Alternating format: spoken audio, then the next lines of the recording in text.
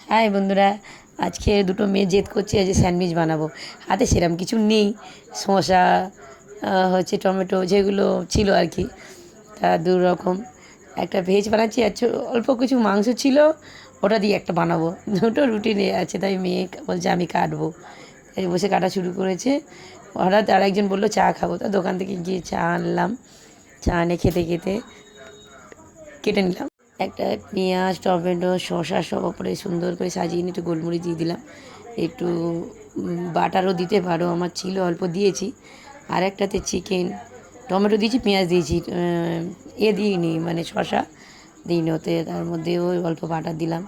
ওপরে সস দিয়ে সেঁকতে পারেন, না হয় পরে সস দিলেও হবে, আমি পরেই দিয়েছি। আমার বাটার খুবই কম।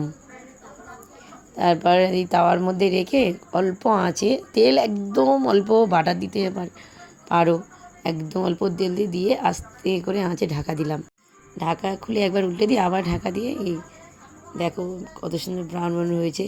আর যদি ওতে বাটার একটু বেশি করে দেওয়া যায় তো সুন্দর একদম গায়ে গায়ে চিপকে যাবে। একটা রুটি তুলে তার মধ্যে ওপরে দিয়ে আবার রুটিটা চেপে দিলাম। ঘরে খাবে তো নিজেরা ছেলেপুলের হাত লাগাতে পারো, ছুরি দিয়ে করতে পারো। সুন্দর করে কাটলাম, কেটে টিফিন বাক্সে ভরে দিতে পারো, নিজের ঘরে টিফিনও খেতে পারেন, খুবই ভালো লাগবে। খেলাম তো খুবই সুন্দর, সস দিয়ে একটু শসা পেঁয়াজ, সুন্দর লাগবে।